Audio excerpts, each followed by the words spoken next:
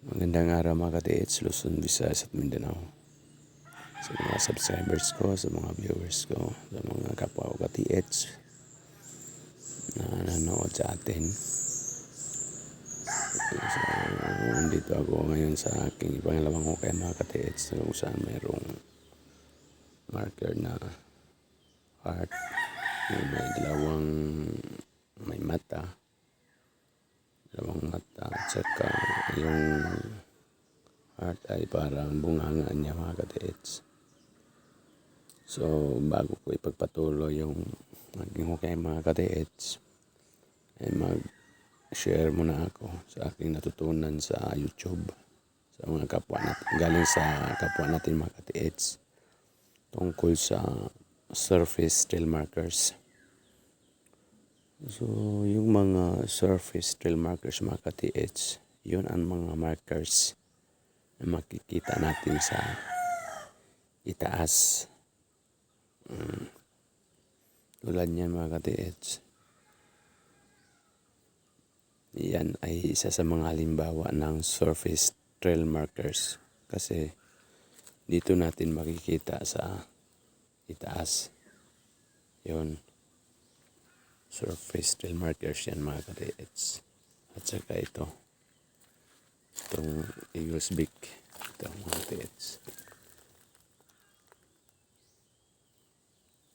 Ituturing din natin yan na surface trail markers kasi matatagpuan siya sa surface dito sa itaas. So, malaking posibilidad mga ka-TH na kung makita mo yung legit na surface trail markers ay talagang makakakuha ka na mga treasure or treasures. Kasi yan ay nag-indicate na mayroon talagang ibinaon sa lugar na ito. Kasi para sa akin, marami namang niyog dito.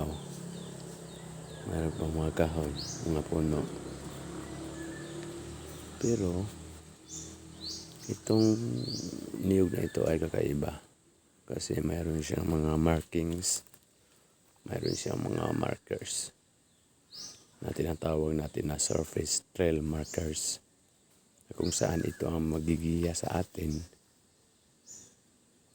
kung saan yung deposito, saan naka-posisyon ng deposito. At ito ay nagpapahiwatig din kung gaano kalalim at kung saan tayo dapat maghukay. So, napaka-importante talaga ng surface trail markers mga ka-TH. Kasi yan ay tanda na sa lugar na ito na kung saan ito ginuguhit ay inaukit ay mayroong ibinabaon or binaon dito ang mga Japanese Imperial Army noong World War II. So, ko talaga mga ka-TH ay naniwala na mayroon dito sa amin mga ka-TH. Kasi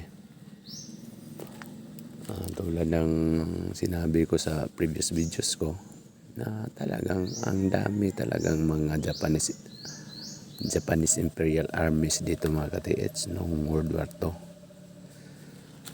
Yung paaralan namin mga ka-TH ay nandoon. Malapit lang dito sa pinagukayan ko mga ka-TH. Mga 30 to 40 meters lang galing dito sa aking hukay mga ka-TH. Nandoon ang paaralan namin. At doon sa paaralan namin mga ka-TH ay may dalawang muhon doon na mayroong bronze sa gitna.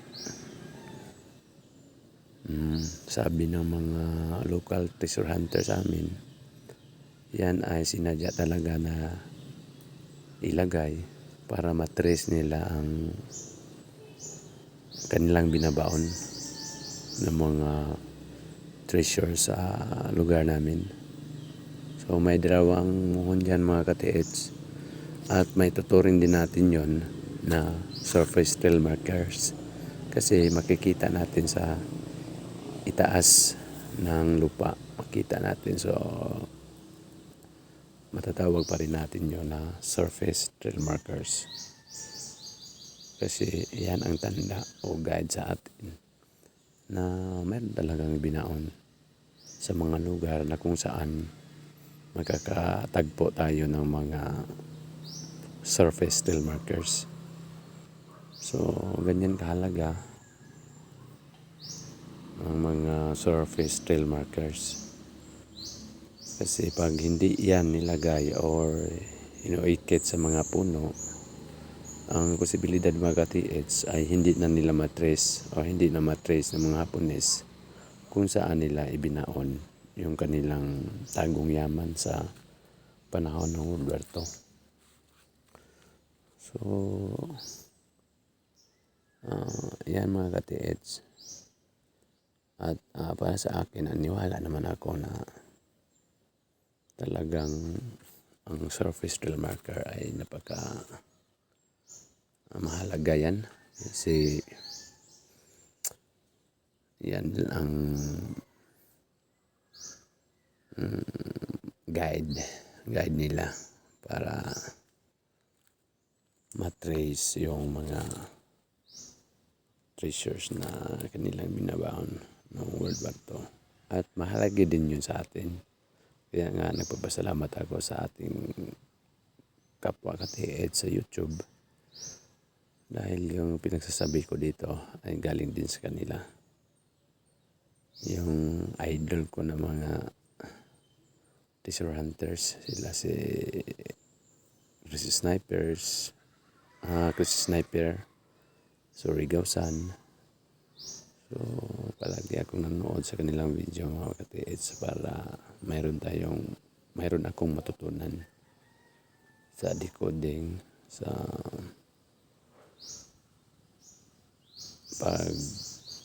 paghanap sa dig site. So marami talaga akong natutunan sa kanila mga ka-TH. Kaya nga yung mga baguhan, manood kayo ng mga informative videos tungkol sa treasure para sabay-sabay natin makuha yung ibinabao ng mga Hapones. Kasi hindi naman sa kanila yon. Sabi sa history ay ninakaw nila yon sa mga neighboring country sa Southeast Asia na mga bansa.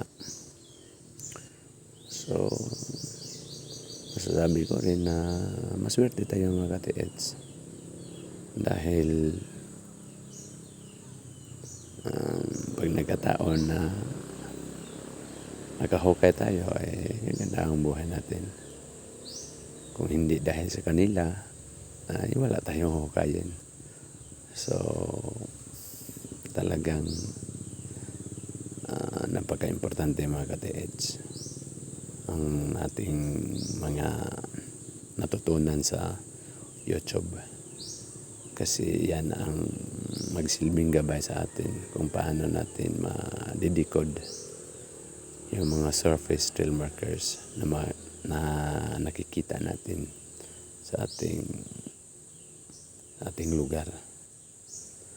So hanggang dito lang mga ka-TH. Huwag natin kalimutan mga ka-TH na alagaan natin sarili. Kumain tayo ng masustansyang pagkain dahil naniniwala ako ng ating tunay na kayamanan ay ating kalusugan. Salamat po. God bless.